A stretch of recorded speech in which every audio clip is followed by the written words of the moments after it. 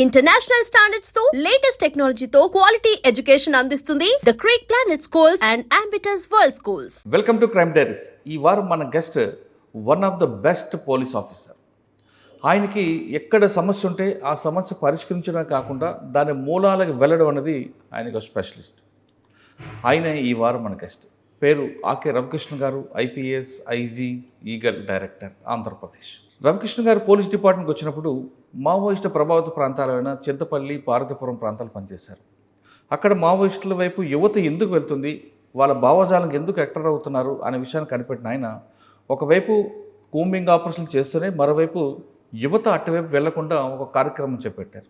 అదే అమ్మ పిలుపు, చెల్లి పిలుస్తుందిరా అనే కార్యక్రమం చేపట్టడం కాకుండా అసలు యువత ఎందుకు వెళ్తుంది అనే మూలాల కోసం వెతికి దానికి ఒక పరిష్కారం తీసుకొచ్చారు. అక్కడితో ఆగిపోలేదు. తర్వాత ఫ్యాక్షన్ జిల్లాకు వచ్చారు. ఫ్యాక్షన్ జిల్లాలోకి వచ్చిన తర్వాత కర్నూలు ఎస్పీగా పనిచేసిన క్రమంలో ఒక ఫ్యాక్షన్ గ్రామాన్ని దత్తత తీసుకొని అక్కడే రాత్రి పడుకోవడం, ఫ్యాక్షన్ గ్రామాల్లో ఉన్న ఆయన అడాప్ట్ తీసుకున్న గ్రామాల్లోని యువత అందరికీ చదివించడం, వాళ్ళకి ఆ ఫ్యాక్షన్ వైపు వెళ్లకుండా ఏ విధంగా ఉండాలి, కేసులు పెడితే ఎలా జీవితాలు నాశనం అవుతాయని పూర్తిగా వివరించడమే కాకుండా వాళ్ళందరికీ మంచి చదువు చెప్పించే కార్యక్రమాలు చేశారు. అప్పుడు ఆయన వేసిన విత్తనాలే ఈరోజు ఫలాలుగా వచ్చి అదే గ్రామం నుంచి చాలామంది టీచర్లుగా, గ్రూప్ 1 ఆఫీసర్గా సెలెక్ట్ అయ్యారు. ఆ క్రెడిట్ అంతా కూడా రవికృష్ణ గారికి వస్తారు. ప్రస్తుతం కొంతకాలం తర్వాత కర్నూలు తర్వాత ఆయన ఇంటెలిజెన్స్ ఢిల్లీలో పనిచేశారు. తర్వాత ప్రస్తుతం ఆంధ్రప్రదేశ్లో ఉన్నారు. ఆంధ్రప్రదేశ్లో వచ్చేసరికి గాంజా, డ్రగ్స్, సైబర్ క్రైమ్ ఈ మూడింటికి సంబంధించి ఆంధ్రప్రదేశ్ గవర్నమెంట్ ఖచ్చితంగా దాని మీద ఉక్కుపాదం మోపాలని ఈగల్ అనే ఒక ఏజెన్సీని పెట్టింది. ఆ ప్రస్తుతం ఆ ఈగల్ డైరెక్టర్గా పనిచేస్తున్న రవికృష్ణ గారు ఇక్కడ ఉన్న సమస్యని ఏ విధంగా దాని పూర్తిగా మూలాలకు వెళ్ళారు, దాని పూర్తిగా పరిష్కారానికి ఆయన ద్వారా ఉన్న ప్లాన్ ఆఫ్ యాక్షన్ అనే విషయాన్ని సార్ అంటే తెలుసుకుంది. సార్ నమస్తే అండి. నమస్తే. అప్పుడు ఎప్పుడో చూసామండి మీకు పార్వతీపురంలో, చింతపల్లిలో ఆ ప్రాంతంలో ఉన్నప్పుడు పరిచయం అయ్యారు. తర్వాత మీరు కర్నూలు వచ్చారు, కర్నూలులో కొంతకాలం చేశారు, తర్వాత మీరు ఢిల్లీ వెళ్ళిపోయారు. అంటే మీ కార్యక్రమం అప్పుడు ఎలా ఉండేవి అంటే కూంబింగ్, ఎన్కౌంటర్ ఈ రెండే ఉండేవి అప్పుడు. కూంబింగ్, ఎన్కౌంటర్ కాదు, దీనికి రూట్స్కి వెళ్ళాలని మీరు మంచి కార్యక్రమం చూపెట్టారు. అదేవిధంగా ఫ్యాక్షన్లో కూడా మీరు వేసిన సీడ్స్ ఈరోజు ఫ్రూట్స్ వచ్చాయి. ఆ ఫ్రూట్సే చాలామంది పిల్లలందరూ కూడా ఢిల్లీలో జాబులు చేస్తున్నారు, వాళ్ళందరూ చదువుకుంటున్నారు. ఇప్పుడు ఆంధ్రప్రదేశ్, ఒకప్పుడు ఆంధ్రప్రదేశ్లో గంజాయి దేశంలో ఎక్కడ దొరికినా ఆంధ్రప్రదేశ్ మూలాలు కనిపించాయి. కానీ ఇప్పుడు పూర్తిగా కొలాప్స్ అయిపోయింది. దానికి ప్లాన్ ఆఫ్ యాక్షన్ ఏం చేశారు?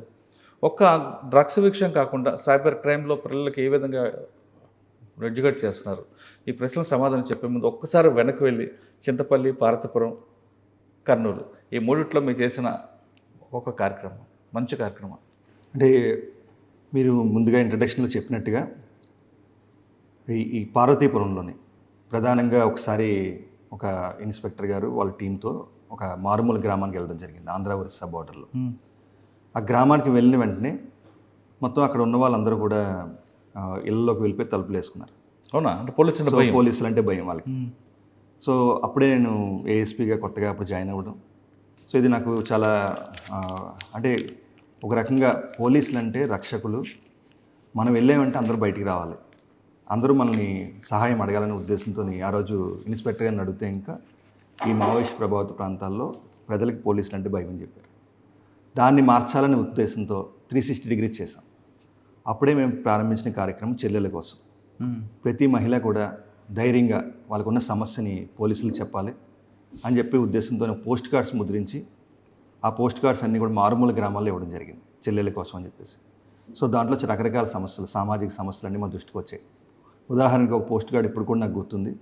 దాంట్లో ఒక మహిళ రాసింది, అన్న మా ఊర్లోని పేకాట ఆడతారు, పలానా కొండ చివర అక్కడ తుప్పలు ఉంటాయి, దాని తర్వాత ఆడతారు, దాంట్లో మా ఆయన ఉంటాడు, మా ఆయన్ని కొట్టద్దు.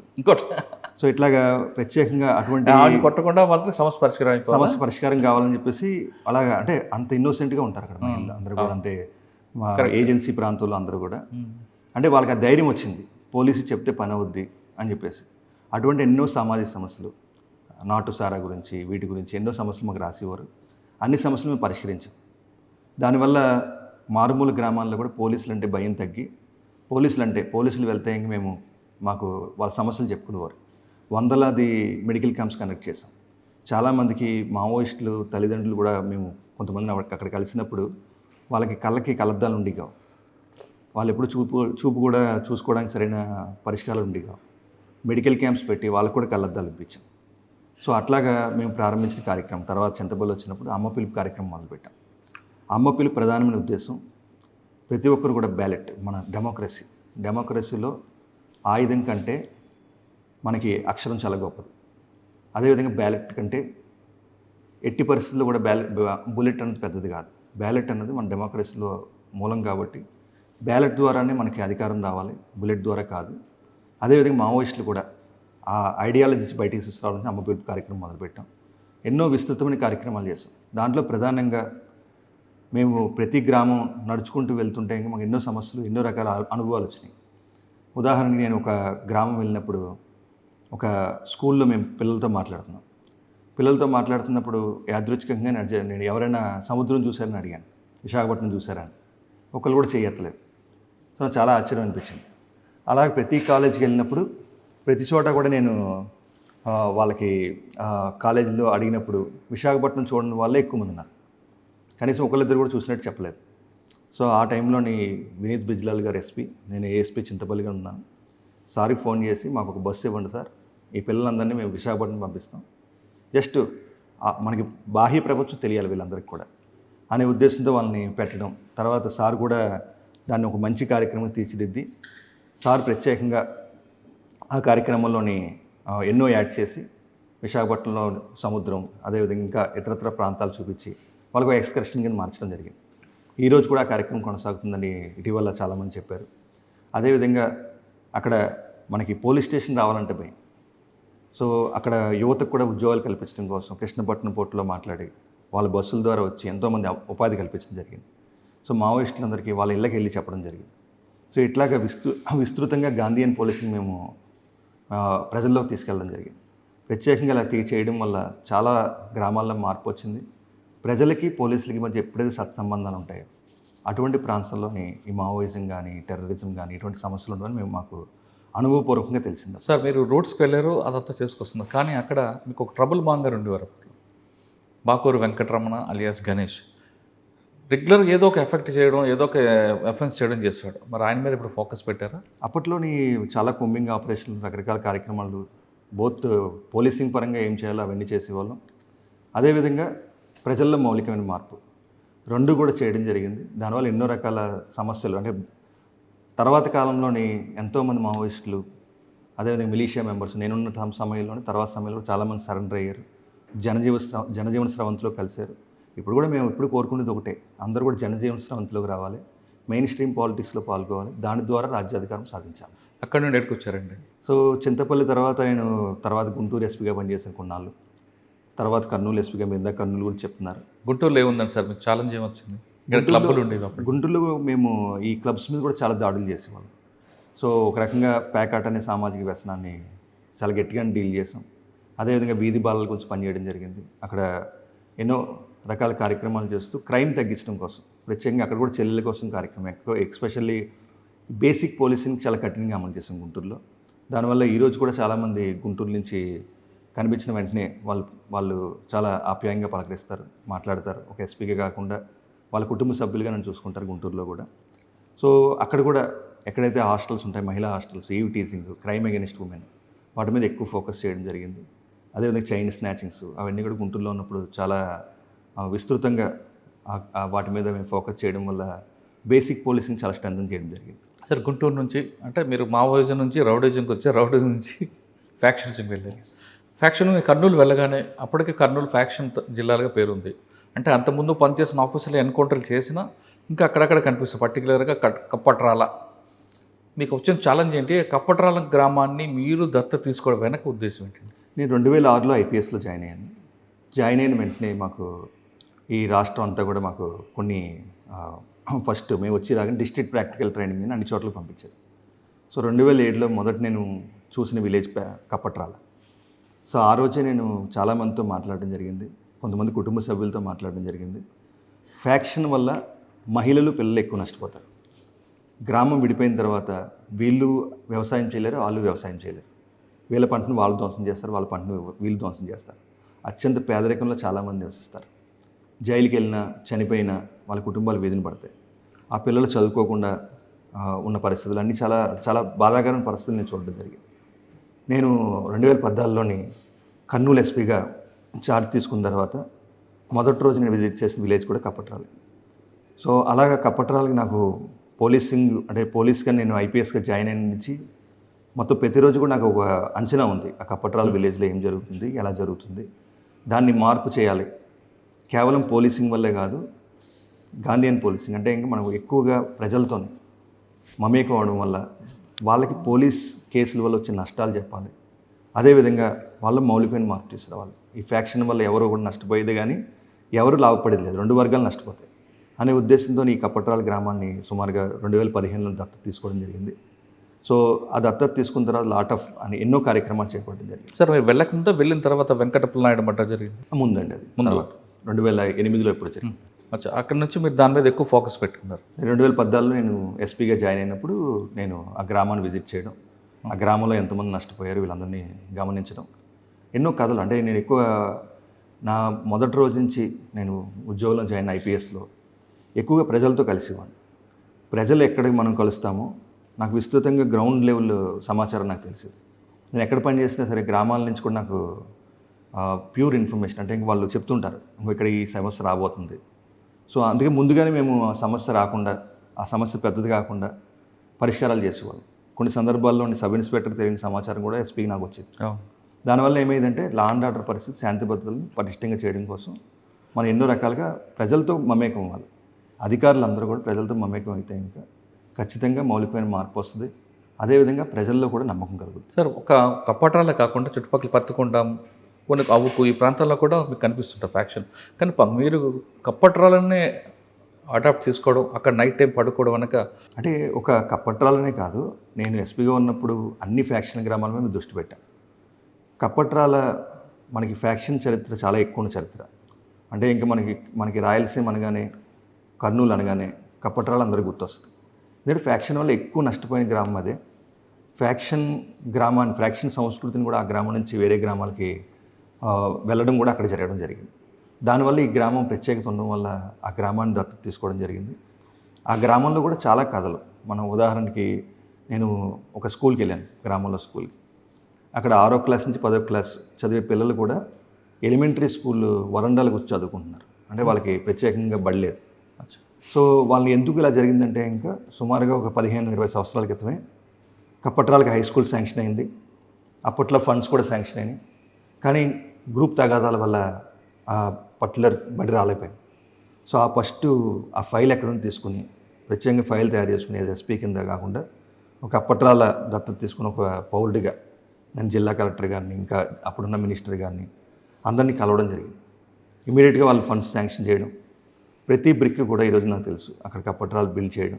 తర్వాత ఎంతోమంది మంచి వ్యక్తులు, మంచి సంస్థలు వాళ్ళందరూ ముందుకు వచ్చి ఈరోజు మొత్తం దేవనకొండ మండలంలోనే అతిపెద్ద స్కూల్ని అక్కడ ఏర్పాటు చేయడం జరిగింది. ఈరోజు కప్పట్రాలలో మంచి చదువుకున్న వాళ్ళు కొంతమంది ఇప్పుడు డాక్టర్లు అవ్వాలని, ఇంజనీర్లు అవ్వాలని, సివిల్ సర్వీసెస్లో జాయిన్ అవ్వాలని ఎంతోమంది ఇప్పుడు స్ఫూర్తితో ముందుకు వస్తున్నారు. ఈ ఇంటి కారణం ఏంటంటే ఆ స్కూల్ నుంచి ఆ మార్పు మొదలైంది. తర్వాత స్త్రీశక్తి భవనం కట్టాం, మహిళా సంఘాలు పెట్టాం. మన కప్పట్రాలు దత్తత తీసుకోకముందు ఒకే ఒక సంఘం ఉండేది, అది కూడా డిఫరెంట్లో ఉండేది. ఈరోజు 100 సంఘాలు ఉన్నాయి మా గ్రామంలో.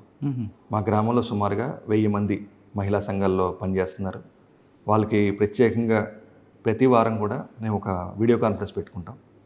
ఒక్కొక్కసారి నేను అందుబాటులో లేనప్పుడు మా మిస్సెస్ కూడా దాన్ని కాన్ఫరెన్స్లో పాల్గొంటుంది. మహిళా సంఘాలు గైడ్ చేయడం, ప్రపంచంలో జరుగుతున్న విస్తృతమైన విషయాలన్నీ కూడా వాళ్ళకి చెప్పడం, దాని ద్వారా స్ఫూర్తి పొందడం. మాకు ప్రధానంగా కావాల్సింది అక్కడ లైవ్లీహుడ్స్, 3 లైవ్లీహుడ్స్ రావాలి. మన మహిళా సంఘాలు, మహిళల చేతుల్లో డబ్బులు ఉండాలి. అలా సంపద పెరిగింది. మాకు ఇంకా అద్భుతమైన కథ ఉంది ఒకటి. కప్పట్రాల్లో నేను దత్తత తీసుకున్న రోజు నుంచి నాకు రైతుల నుంచి చాలా ఫోన్ కాల్స్ వచ్చాయి. దేవనకొండలోని ఆంధ్రప్రదేశ్ గ్రామీణ బ్యాంక్ ఉంది, మేనేజర్ గారు ఒకసారి చెప్పండి సార్ మాకు లోన్స్ కావాలని చెప్పేసి. తర్వాత నేను స్టడీ చేస్తే కప్పట్రాలకి ఎవరు లోన్ ఇచ్చేవారు కాదు. ఏ లోన్ అడిగినా సరే ఏదో పేపర్ లేదని చెప్పేవారు. దానికి కారణం ఏంటంటే ఇంకా కొంతమంది బ్యాంకర్స్ని, కొంతమంది వ్యక్తులు గ్రామాల్లోకి వెళ్తే అంతకుముందు ఎప్పుడో కొట్టారని, వాళ్ళు డబ్బులు వెనక్కి కట్టరని, కప్పట్రాలంటే భయం అని. సో దానివల్ల ఎవరికి లోన్స్ దొరికి కాదు. దీనివల్ల రైతులు చాలా నష్టపోయేవారు. వాళ్ళు వేరే మనీ లెండర్స్ దగ్గర వాళ్ళ దగ్గర అప్పులు తీసుకుంటే 10%, 15% తీసుకోవాలి. సో దీనికి నేను అంతకుముందు ఐపీఎస్లో జాయిన్ అయ్యే ముందు సుమారుగా కెనరా బ్యాంక్లోని రిజర్వ్ బ్యాంక్ ఆఫ్ ఇండియాలో ఒక 5-6 సంవత్సరాలు పనిచేశాను. ఎక్కడైతే బ్యాంక్ వస్తుందో ఆ ప్రాంతం మారిపోతుంది, ఎక్కడైతే పొదుపు ఉంటుందో ఆ ప్రాంతం మారద్దని నేను పూర్తిగా విశ్వసిస్తాను. దానికోసం అని చెప్పేసి ఒకసారి ఈ ఆంధ్రప్రదేశ్ గ్రామీణ బ్యాంక్ ఎలాగైనా ఒక బ్రాంచ్ కపట్రాల్లో పెట్టాలని ఒక సంకల్పం వచ్చింది. దానికి సంపత్ కుమార్ ఆచార్య గారని ఈయన ఆంధ్రప్రదేశ్ గ్రామీణ బ్యాంక్ ఎండి ఆ రోజు సిండికేట్ బ్యాంక్ అనుబంధ సంస్థ, వాళ్ళది హెడ్ క్వార్టర్ కడపలో ఉంటుంది. సంపత్ కుమార్ ఆచార్య గారు ఒకసారి కడప నుంచి హైదరాబాద్ వెళ్తున్నారు. అది వేరే మేనేజర్ ద్వారా నాకు తెలిస్తే ఇంకా ఆయనకి ఫోన్ చేశాను. నేను పలానా ఎస్పీ కర్నూలు, నా పేరు ఆకే రవికృష్ణ, మీరు హైదరాబాద్ వెళ్తున్నట్టు తెలిసింది, మీరు దారిలో ఒకసారి మా ఎస్పీ ఆఫీస్లో కర్నూలులో ఆగి ఒక కప్పు కాఫీ తాగి వెళ్ళండి అని చెప్తే ఇంకా ఆయన మీరు గురించి నేను విన్నాను సార్, మీరంటే మాకు కూడా అభిమానం అని చెప్పారు. ఆయన వచ్చిన తర్వాత సుమారుగా ఒక 20 నిమిషాలు మాట్లాడారు. కప్పట్రాలు దత్తత తీసుకోవడం, అప్పుడు అంతకుముందు మేము blood donation camps, eye donation camps ఇవన్నీ చేయడం, ఇవన్నీ చేస్తున్నామని చెప్పి ఇవన్నీ చెప్తే అవన్నీ చూసి చాలా ఆయన ఇంప్రెస్ అయ్యి నేను లాస్ట్లో రిక్వెస్ట్ చేశాను, మా కప్పట్రాల్లో ఒక ఆంధ్రప్రదేశ్ గ్రామీణ బ్యాంక్ బ్రాంచ్ పెట్టాలి సార్ అని. ఆయన మీరు ఎస్పీ గారు మీరు అడుగుతున్నారు కాబట్టి మేము 1 కాదు 4 బ్రాంచ్లు పెడతాం, కానీ ఆ గ్రామంలో తప్ప అని చెప్పారు. అంటే ఈజ్ రెడీ టు వేరే చోట పెట్టడానికి.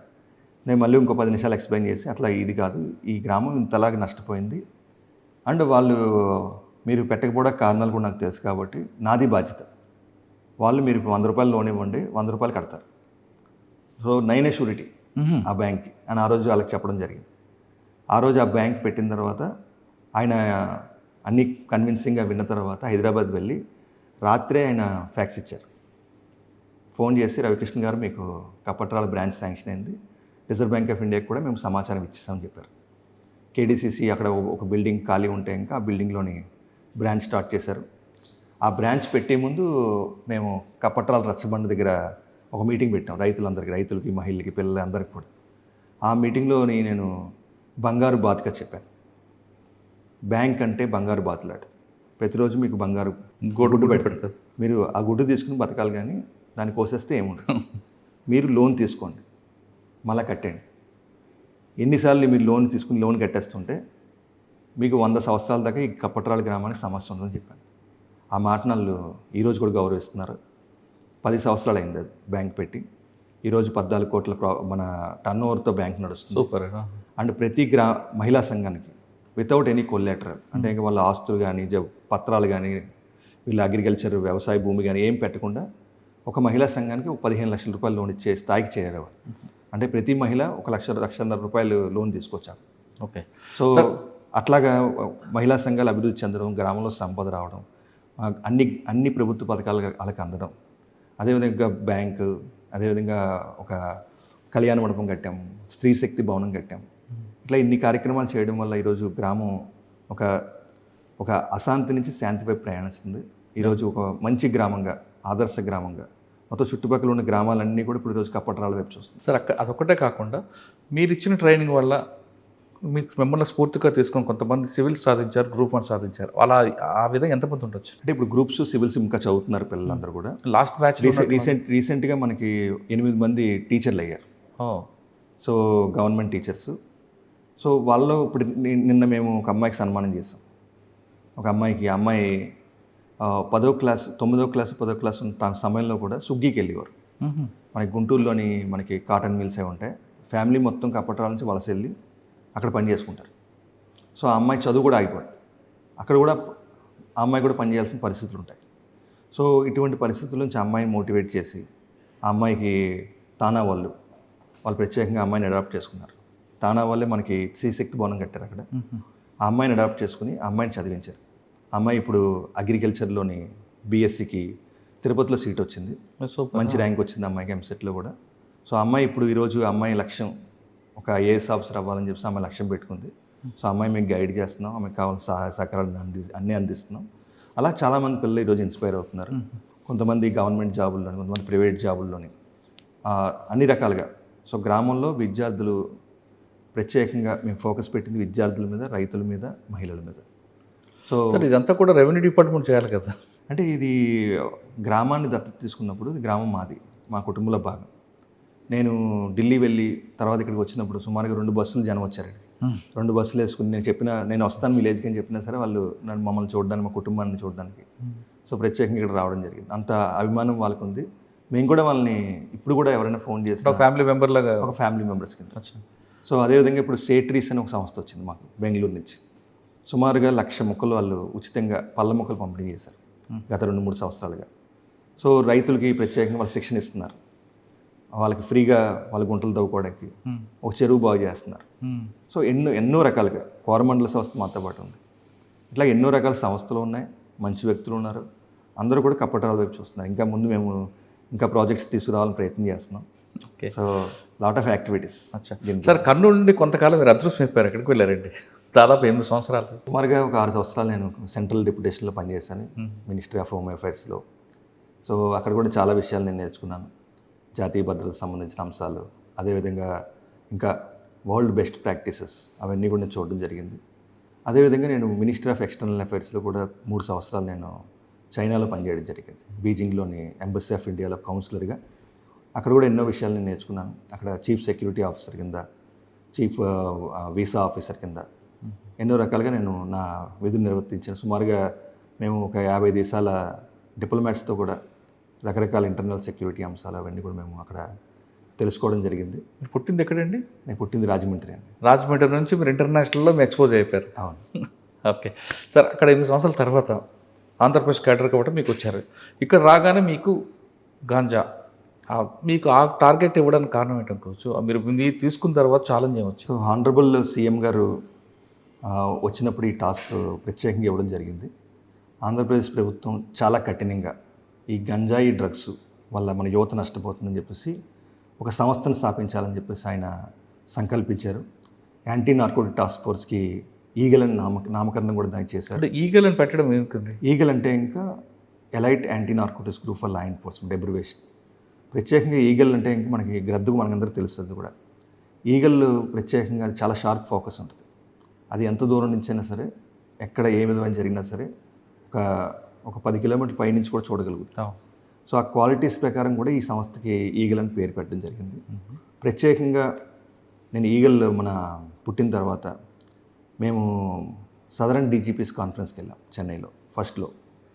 ఆ కాన్ఫరెన్స్లో కూడా కొంతమంది వేరే రాష్ట్రాల అధికారులు ఒక ఇండియా పటంలో చూపిస్తూ ఆంధ్రప్రదేశ్లో గంజాయి పండుతుందని మొత్తం మన ఆంధ్రప్రదేశ్ మొత్తం గ్రీన్లో చూపించారు. సో ఆ రోజు చాలా బాధ కలిగింది. వాళ్ళు చెప్తూ కూడా ఏఎస్ఆర్ జిల్లా అని చెప్పారు. సో ఆ రోజే మన ప్రభుత్వం ఇచ్చిన టాస్క్ మేము ప్రారంభించడం జరిగింది.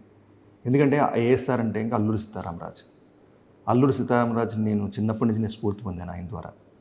అల్లూరి నడిచిన నేల, ఆయన ప్రాణత్యాగం చేశారు చాలా యుక్త వయసులో. అటువంటి నడిచిన నేలలోని గంజాయి పండకూడదు, ఆ నేలకి చెడ్డపేరు తీసుకురాకూడదని చెప్పేసి గిరిజన తమ్ముళ్ళకి చెల్లెలు అందరికి కూడా ఈ ప్రోగ్రాం గురించి మేము చెప్పడం జరిగింది.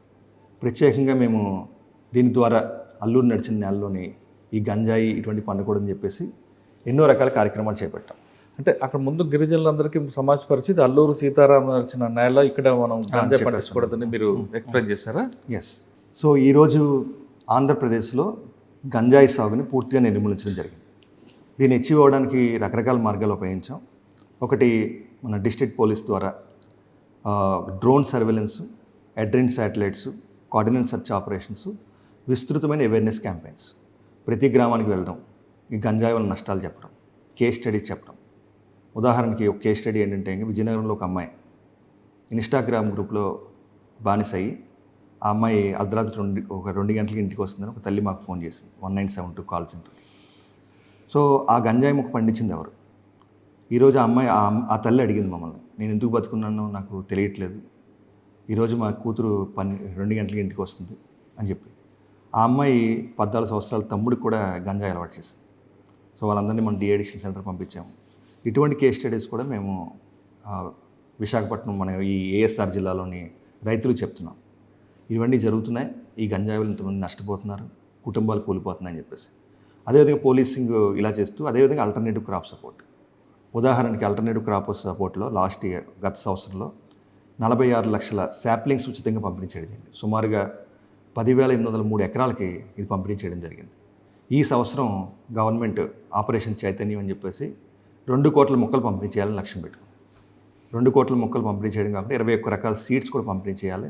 35,000 ఎకరాలు 25,000 ఫార్మర్స్కి ఈ బెనిఫిట్ రావాలని చెప్పేసి గంజాయి మొక్క మన ఆంధ్రప్రదేశ్లో పండకూడదని ఒక సంకల్పంతో ఈ కార్యక్రమం మొదలుపెట్టారు. ఈ కార్యక్రమం పెద్ద ఎత్తున సక్సెస్ అవుతుంది. ఇటీవల కాలంలో కూడా ఈగల్, ఏఎస్ఆర్ జిల్లా పోలీసులు అందరూ కలిసి మొత్తం గ్రామాల్లోకి వెళ్తున్నాం, అక్కడ పరిశీలిస్తున్నాం, గతంలో పండిన ప్రతి ఎకరం కూడా చూస్తున్నాం. అదేవిధంగా ఎన్కాట్ మీటింగ్స్, జిల్లా కలెక్టర్ గారు చైర్మన్గా, అదేవిధంగా జిల్లా ఎస్పీ గారు మెంబర్ కన్వీనర్గా, నార్కో కోఆర్డినేషన్ మీటింగ్స్, అన్ని శాఖలు కలిసి మీటింగ్స్ కూడా ప్రత్యేకంగా ఏఎస్ఆర్ జిల్లాలో అన్ని జిల్లాలో జరుగుతుంది. ఇక్కడ కూడా ప్రత్యేకంగా వాళ్ళు అన్ని శాఖలు కూడా చెప్తున్నారు, ఎక్కడైనా సరే గంజా పండిందంటే ఆ సంబంధిత అధికారి, ఫారెస్ట్లో పండిందంటే beat constable is also responsible. దీనివల్ల మాకు ఈరోజు గంజాయి సాగు లేకుండా జరిగింది. కానీ మాకు ఒరిస్సా నుంచి సుమారుగా 6 జిల్లాల్లో పండుతుంది, మల్కాన్గిరి, కోరాపుట్ జిల్లాల్లో. అక్కడి నుంచి కూడా మనకి సరఫరా అవుతుంది. ఆ సరఫరాను ఆపడం గురించి కూడా లాట్ ఆఫ్ చెక్ పోస్టులు, సుమారుగా 85 చెక్ పోస్టులు పనిచేస్తున్నాయి. అదేవిధంగా విస్తృత సమాచారం ఇచ్చిపుచ్చుకోవడం కూడా ఏఎన్టీఎఫ్ ఒరిస్సాతోని, ఏఎన్టీఎఫ్ తెలంగాణతోని, కేరళతోని, తమిళనాడుతోని, ఇతరత్ర ఏఎన్టీఎఫ్స్ కూడా అనుసంధానం చేయడం, ఇవన్నీ చేయడం వల్ల లాట్ ఆఫ్ నెట్వర్క్స్ బ్రేక్ అవుతుంది. సో ఇటీవల కాలంలో ఉదాహరణకి ఒక నెట్వర్క్, మేము బ్రేక్ చేసిన నెట్వర్క్, మాకు ఈగల్లోని ప్రత్యేకమైన మీటింగ్ జరుగుతాయి. ఒక కానిస్టేబుల్స్ లెవెల్ నుంచి అందరినీ కూడా మేము ఎంపవర్ చేసి, వాళ్ళు కూడా లీడర్ కింద లెక్క. సో వాళ్ళందరినీ పరిశీలించమంటే ఒక సమాచారం మాకు వచ్చింది. ఏఎస్ఆర్ జిల్లాలో రాజస్థాన్ నుంచి కొంతమంది మారుమూల గ్రామాల్లో స్వీట్ షాప్ నడుపుతున్నారు, హార్డ్వేర్ షాప్ నడుపుతున్నారు. సో అసలు అక్కడ స్వీట్లు కొనే వాళ్ళు ఎక్కువ ఉన్నారా లేరా అని చెప్పి మేము ఒక పరిశీలన చేస్తాం. సో సుమారుగా ఒక వారం రోజులు దాన్ని పరిశీలన చేస్తే ఒక్క కస్టమర్ కూడా షాప్లోకి రాలేదు, ఎవరు కూడా. అలా ఒక కస్టమర్ రాకుండా రాజస్థాన్ నుంచి ఫ్యామిలీతో ఇంత దూరంలో ఎందుకు వచ్చి వ్యాపారం చేస్తున్నారు. ఆ పరిశీలన చేస్తే మాకు తెలిసింది చాలామంది దాంట్లోనే ఈ డ్రగ్ పెడ్లింగ్ చేస్తున్నారు, ఈ గంజా ట్రాన్స్పోర్టేషన్ ఎన్నో సంవత్సరాలుగా. అది మేము పరిశీలించిన తర్వాత సుమారుగా 12 రాష్ట్రాలకు సంబంధించిన వ్యక్తులందరినీ గుర్తించాం. వీళ్ళ ఎక్కువ మంది ఈ గంజాయి సరఫరా చేయడం, లేదంటే బయట నుంచి వచ్చిన వాళ్ళకి వాళ్ళు షెల్టర్ ఇవ్వడం, డబ్బుల్ని ఈ ఒరిస్సా సైడ్ ఫార్మర్స్కి డబ్బులు సప్లై చేయడం, ఇవన్నీ చూసి చాలా విస్తృతంగా మేము దాని మీద ఫోకస్ పెట్టడం, సర్వేలెన్స్ పెట్టడం వల్ల ఈరోజు చాలామంది ఆ ప్రాంతాలు వెకేట్ చేసి వెళ్ళిపోయారు. కొంతమందిని మేము ఈ కేసుల్లోని అరెస్ట్ చేయడం కూడా జరిగింది. ఇట్లాగ నెట్వర్క్స్ బ్రేక్ చేయడం. అదేవిధంగా ఇటీవల కాలంలోని మేము మెత్ అనే ఒక సింథటిక్ డ్రగ్స్, వాటిని కొన్ని కేసుల్లో పట్టుకున్నాం, కొకైన్ కొన్ని గ్రాములు పట్టుకున్నాం. ఈ కేసులో కూడా నెట్వర్క్స్ మీద మేము చాలా లోతుగా వెళ్ళి ఈ నెట్వర్క్స్ ఎంతమంది ఉన్నారు, ఎలా ఉన్నారు, ఎవరెవరితో వీళ్ళు కాంటాక్ట్స్లో ఉన్నారు, ఎవరెవరితో మాట్లాడుతున్నారు, ఎక్కడెక్కడ పార్టీలు పెట్టుకుంటున్నారు, ఇవన్నీ కూడా నెట్వర్క్స్ బ్రేకింగ్ మన రాష్ట్రమే కాకుండా వేరే రాష్ట్రంలో ఉన్న ఫార్వర్డ్ లింక్లో ఉన్న వాళ్ళు కూడా తీసుకొస్తున్నారు. ఇటీవల కాలంలో కొన్ని కేసుల్లో బెంగళూరు నుంచి కూడా కొంతమంది మేము అరెస్ట్ చేయడం జరిగింది. సో ఇట్లాగే నెట్వర్క్స్ బ్రేక్ చేయడం. ఎస్టీడీడీ అంటారు ఈ మోడల్ని. సోర్స్ అంటే ఇంకా మనకి ఆంధ్ర ఒరిస్సా బోర్డర్లో పండుతుంది గంజా మీద ఫోకస్ చేయడం, దాన్ని పూర్తిగా కట్టడి చేయడం. ట్రాన్స్పోర్టేషన్, ఎలా ట్రాన్స్పోర్టేషన్ జరుగుతుంది, బస్సుల్లో జరుగుతుందా, కారుల్లో జరుగుతుంటే ఎటువంటి మోడస్ ఆపరండి, కొత్త మోడస్ ఆపరండి.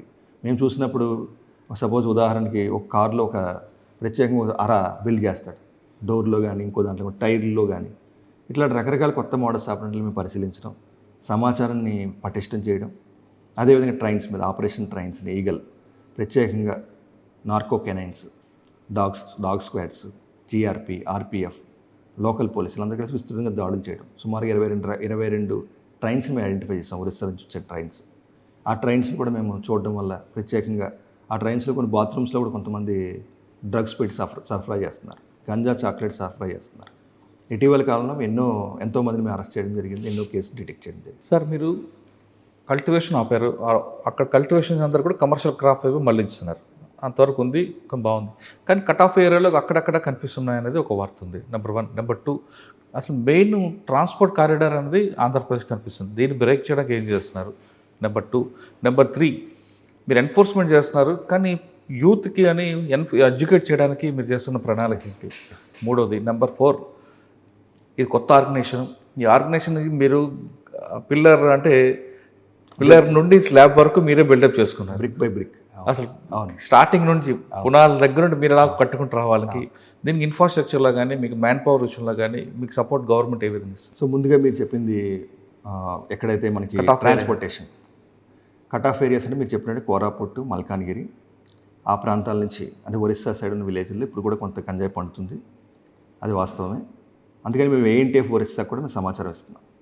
అదేవిధంగా ఎస్పీ టు ఎస్పీ కొంతమంది మాజీ నక్సలైట్లు కూడా గంజాయి పట్టిస్తున్నారన్నది ఓ సమాచారం. అది కూడా ఉంది. నక్సలైట్లు కూడా ఇదివరకు మావోయిస్టులు కూడా ఈ గంజాయిని ప్రోత్సహించిన సందర్భాలు ఉన్నాయి.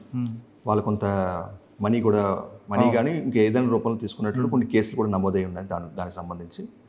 సో ప్రత్యేకంగా దానికోసం చేసి కట్ ఆఫ్ ఏరియాస్ అన్నింటిలో కూడా మేము మానిటరింగ్ సర్వేలెన్స్ పెంచడం జరిగింది. ముఖ్యంగా ట్రాన్స్పోర్టేషన్, ఏ వాహనాలు అటు సైడ్ వెళ్తున్నాయి, ఏ వాహనాలు బ్యాక్ వస్తున్నాయి, ఆ వాహనాల మీద మానిటరింగ్, సమాచారాన్ని ఇంటెలిజెన్స్ వ్యవస్థని చాలా పటిష్టం చేసాం. దానివల్ల మాకు ప్రత్యేకంగా ఇన్పుట్స్ వస్తున్నాయి. దానివల్ల ఇన్పుట్స్తో ఈ మధ్యకాలంలో మేము చాలా ఆపరేషన్ చేస్తాం. అంటే మీరు వెహికల్స్ పట్టుకుంటారని కొంతమంది నడుచుకుంటూ మోసుకుంటూ వస్తున్నారు. నడుచుకుంటూ కూడా వస్తున్నారు, కాలినడకన వస్తారు. నర్సీపట్నం ఘాటి దిగిన తర్వాత అక్కడ కూడా మనం అన్నవరం అక్కడ వరకు వస్తున్నారు. ఇటీవల కాలంలో మనం అనకాపల్లిలోని ఈగల్ అనకాపల్లి పోలీసులు కలిసి ఒక పెద్ద కేసుని ఎవరైతే కాలినడకన వస్తున్నారో సుమారుగా 800 kgs గంజాని కూడా పట్టుకోవడం జరిగింది. సో అన్ని వైపుల నుంచి, అంటే ఇప్పుడు నక్సల్స్ ఎవరైతే ఈ డ్రగ్ పెడ్లర్స్ ఉంటారో, మనం ఒక మెథడ్ అనుకుంటే వాళ్ళు ఇంకో మెథడ్లో వస్తుంటాం. కాబట్టి అన్ని మెథడ్స్లో మనం సమాచారం సేకరించడం, సమాచారాన్ని విస్తృతంగా మనం గతంలో ఎవరైతే ఈ డ్రగ్ పెడ్లర్స్ ఉన్నారో వాళ్ళు బయటకు వచ్చిన తర్వాత చాలామంది కొంతమంది మారారు. దాంట్లో ఆ మారిన వాళ్ళు కూడా మన సమాచారం ఇస్తున్నారు. కాబట్టి ఇది కూడా మనకి అన్ని రకాలుగా, ఒక రకం కాదు, అన్ని రకాలుగా మనం చేయడం జరుగుతుంది. అదేవిధంగా మీరు విద్యార్థులు జరిగారు రెండో ప్రశ్న. Eagle one of the major task demand side. Demand reduction is most important task. మాకు డిమాండ్ రిడక్షన్ అంటే ఇంకా మనకి విద్యార్థులు మనం చూస్తే ఇంకా ఈగల్ క్లబ్స్ ప్రారంభించాం. సుమారుగా 40,000 విద్యా సంస్థల్లో ఈరోజు ఈగల్ క్లబ్స్ పనిచేస్తున్నాయి. సుమారుగా మనకి 70 లక్షల మంది విద్యార్థులు ఉన్నారు. ఈగల్ సెంటర్ ఆఫ్ ఎక్సలెన్స్ పెట్టాం. దీని ద్వారా టీచింగ్ లా మాకు ముఖ్యమైన కాన్సెప్ట్. నేను చాలామంది వందలాది మంది విద్యార్థులను కలిశాను. చాలామంది చెప్పింది ఏంటంటే మాకు ఈ చట్టం గురించి తెలియదు, ఈ చట్టం గురించి అవగాహన లేదు. NDPS అంటే ఏంటి, narcotics drugs and psychotropic substances act 1984, చాలా కఠినమైన చట్టం. ఈ చట్టం గురించి మాకు తెలియదని చెప్పారు. అదేవిధంగా నేను ఆగస్టు 8న వైజాగ్లోని సెంట్రల్ ప్రిజన్ విజిట్ చేశాను. సెంట్రల్ ప్రిజన్లో సుమారుగా 1008 మంది ఈ గంజా ఇతర డ్రగ్స్ కేసుల్లో అరెస్ట్ అయి ఉన్నారు. దాంట్లో 52 మంది కన్విక్ట్ అయిన వాళ్ళు ఉన్నారు. వాళ్ళని ఇంటర్వ్యూ చేశాను, వాళ్ళతో మాట్లాడాను. ఒక వ్యక్తితో సుమారుగా ఒక అరగంట సేపు మాట్లాడింది. ఆ అబ్బాయి బీటెక్ కంప్యూటర్ సైన్స్ చేసి ఒక ప్రముఖమైన కాలేజీలో బ్రైట్ స్టూడెంట్. అతను ఈ గంజా ఫ్రెండ్స్తోని ఎడిక్ట్ అవ్వడం వల్ల ఒక తమిళనాడు చెందిన ఒక వ్యక్తితో పరిచయం అయ్యి తర్వాత ఈ గంజా పెడ్లర్గా మారాడు.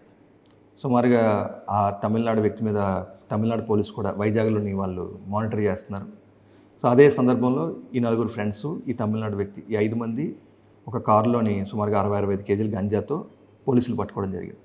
తమిళనాడు మదురై కోర్టులో అతనికి కన్విక్షన్ వచ్చింది, 10 సంవత్సరాల కన్విక్షన్ వచ్చింది. ఆ అబ్బాయితో నేను మాట్లాడుతుంటే ఇంకా సార్ ఈ గంజా కేసు ఇంత సీరియస్గా ఉంటుందో నాకు తెలియదు సార్, మేము మామూలు కేసు ఏమో అనుకున్నాం, ఇప్పుడు 10 years నాకు కన్విక్షన్ వచ్చింది. అతను అక్కడ కోర్టులో పిటిషన్ వేసుకుని జైలు ట్రాన్స్ఫర్ కింద మదురై మనకి తమిళనాడు జైలు నుంచి మనకి విశాఖపట్నం జైలుకి వచ్చాడు. సో మనం ఒక బ్రైట్ స్టూడెంట్ మనం కోల్పోయాం, ఇది మనం గమనించాలి. ఆ వ్యక్తి కనుక బయట ఉంటే మన ఎకానమీకి ఎంత ఉపయోగపడతాడు. అతను ఒక పెద్ద కంపెనీ CEO అయినా ఆశ్చర్యపోలేదు. కాబట్టి మేము ఇప్పుడు టీచింగ్ లా చేస్తున్నాం, ప్రత్యేకంగా అందరికీ చెప్తున్నాం. ఈ డ్రగ్స్ కేసు కానీ, గంజాయి కేసు కానీ, NDPS చట్టంలో కానీ 10 నుంచి 20 సంవత్సరాలు జైలు శిక్ష ఉంటుంది, పాస్పోర్ట్ రాదు, వీసా రాదు, అదేవిధంగా మీకు గవర్నమెంట్ ఉద్యోగాలు రావు. ఇటీవల ప్రైవేట్ ఉద్యోగాల్లో కూడా 360 degrees చేస్తున్నారు. ప్రైవేట్ ఉద్యోగాల్లో కూడా వాళ్ళు బ్యాక్గ్రౌండ్ చెక్ చేస్తున్నారు. ఈ గంజా డ్రగ్స్లో ఉంటే వాళ్ళకి ఉద్యోగాలు దొరకట్లేదు.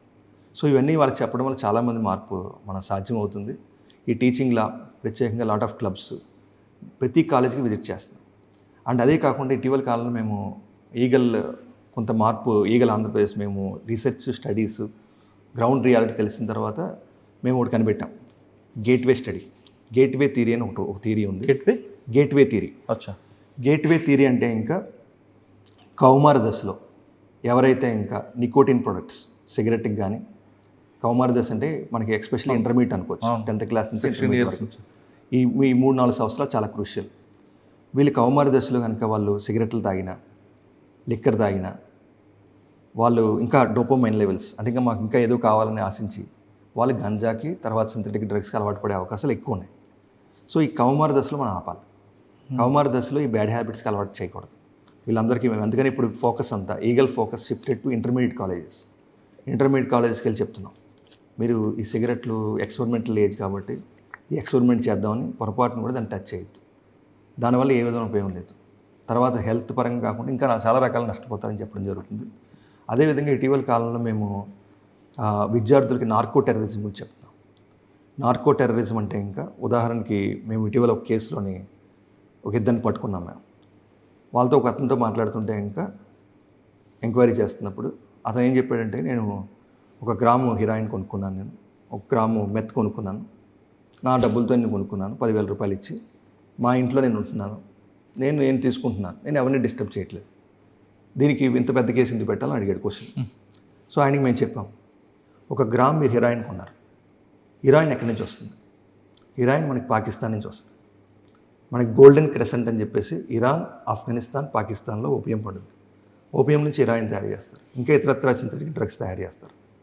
అంటే ఇంకా మనము ఈ డ్రగ్స్ మన ఇండియాకి ఎలా వస్తున్నాయి? ఈ సరఫరా చేసేదంతా కూడా terrorist networks.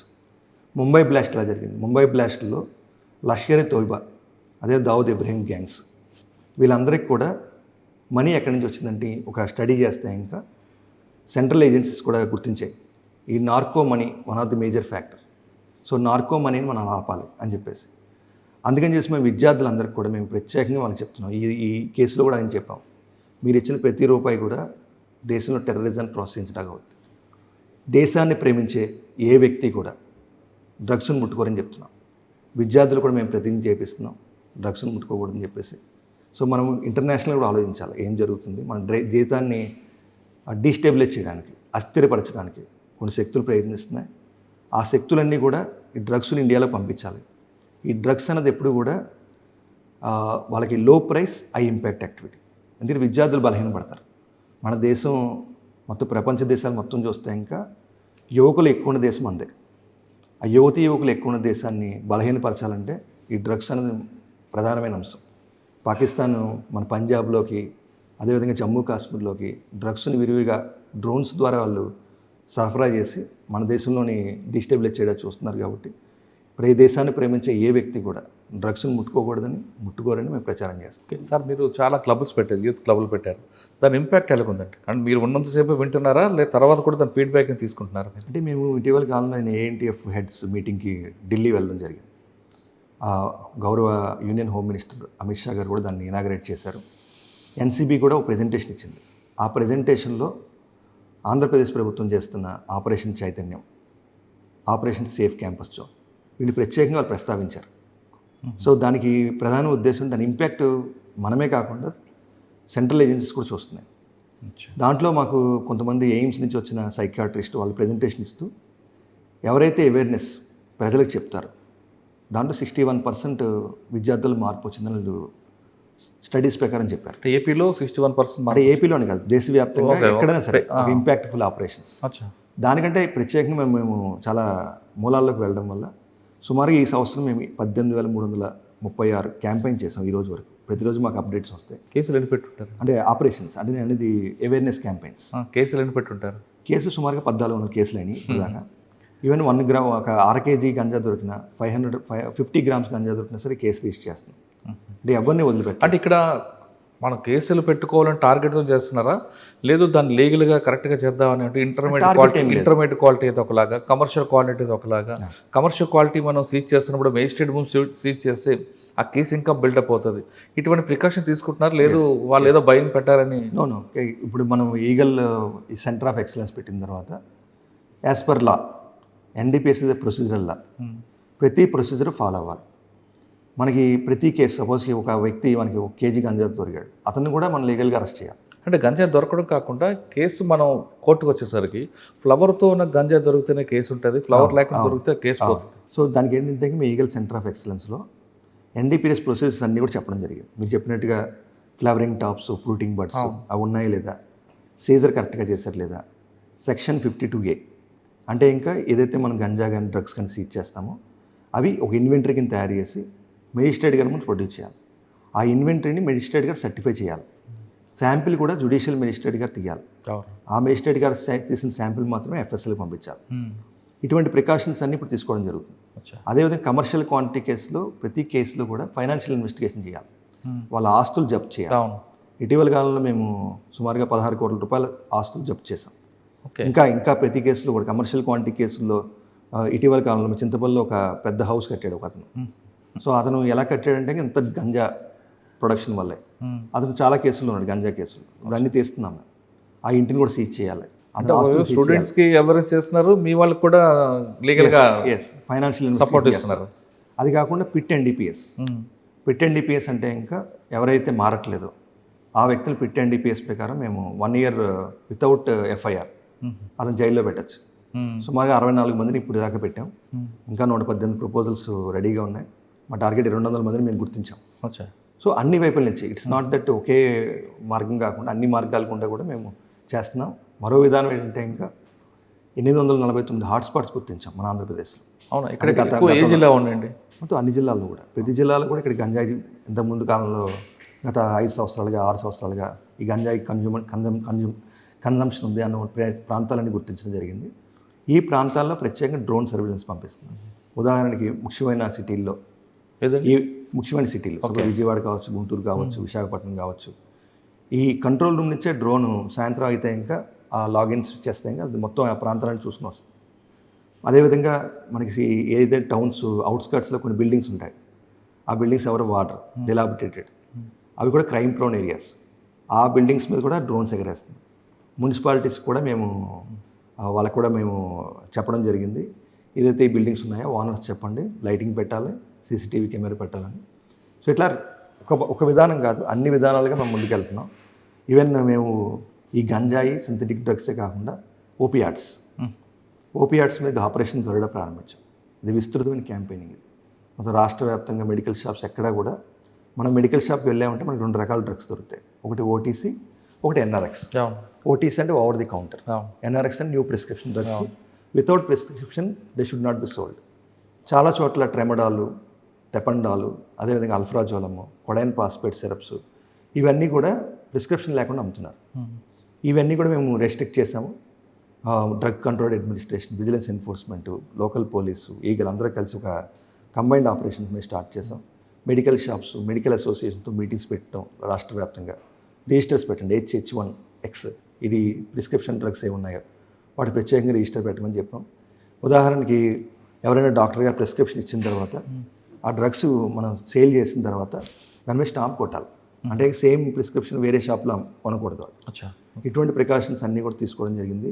Drugs and cosmetics act 1940 కఠినంగా అమలు చేయమని డ్రగ్ కంట్రోల్ అడ్మినిస్ట్రేషన్ వాళ్ళు ప్రత్యేకంగా మేము కోరడం జరిగింది. సో ఇలాగా నాట్ ఓన్లీ గంజాయి, సింథటిక్ డ్రగ్స్, ఓపియాట్స్, మిగతా అన్నిటి మీద ఫోకస్ చేస్తున్నాం. ఏదైతే మత్తు కలిగిస్తుందో, ఆరోగ్యానికి హానికరమో, అదేవిధంగా వాళ్ళు క్రైమ్ పాల్పడుతున్నారో, అదేవిధంగా దేశ భద్రతకి సంబంధించిన కారణాలు ఉన్నాయి, అవన్నీ కూడా మనం అన్ని చోట్ల చెప్పడం జరుగుతుంది. అంటే మీరు మెయిన్ డ్రగ్స్ మీద ఫోకస్ చేస్తున్నారు, కానీ ఒక ట్రెడిషనల్ డ్రగ్స్ కొన్ని ఉన్నాయండి. ఫర్ ఎగ్జాంపుల్ వైట్ లైనర్, కొంత పెట్రోల్ కూడా బాటిల్ వేసుకొని పీల్చుకొని ఉంటారు. మన వైట్ లైనర్ పీల్చుకొని కొంతమంది ఉంటారు, కొంతమంది చాక్ పీస్తోనే డ్రగ్గా వస్తారు. ఎక్కువ మన విజయవాడ రైల్వే స్టేషన్ కానీ కొన్ని రైల్వే స్టేషన్ సరౌండింగ్లో కనిపిస్తుంటాయి. మరి వాటి మీద ఫోకస్ అంటే వైట్నర్ ఇవన్నీ కూడా మొత్తం మీరు అందుకని మనం చెప్తున్నాను, మన ఈగల్ వీటి మీద కూడా మేము ఫోకస్ చేయడం జరిగింది. 1972 కాల్ సెంటర్ని విస్తృతంగా ప్రచారం చేస్తున్నాం. ఎవరైనా సరే మేము కీ క్యాంపెయిన్ ఏం చేసామంటే ఇంకా మీ ప్రాంతంలోకి గంజాయి ప్రవేశించిందా, కాల్ 197. మీ ప్రాంతంలో డ్రగ్స్ ప్రవేశించాయా, కాల్ 197. మీ కాలేజీలోకి వచ్చిందా, ఇట్లా కీ క్యాంపెయిన్ చేసాం. అదేవిధంగా ప్రతి తల్లి కూడా ఈగల్కి బ్రాండ్ అంబాసిడర్ అని చెప్పాం. ప్రతి తల్లిని కూడా మేము చెప్తున్నాం. చాలా చోట్ల మేము మహిళలతో కూడా మీటింగ్లు పెడుతున్నాం. వాళ్ళకి ప్రత్యేకంగా ఏం చెప్తున్నాం అంటే ఇంకా మీ పిల్లలు చదువులో వెనకబడినా, అదేవిధంగా ఏదైనా వ్యక్తి ప్రవర్తన కలిగి ఉన్నా, ఒకే గదిలో తాళం వేసుకుని తలుపేసుకుని లోపల ఎక్కువ కాలం బాత్రూంలో గడుపుతున్నా, పార్టీలు వెళ్ళి అర్ధరాత్రులు ఇంటికి వస్తున్నా, మీకు అనుమానం కలిగితే దయచేసి వాళ్ళ రూములు చెక్ చేయండి, వాళ్ళ బ్యాగ్స్ చెక్ చేయండి.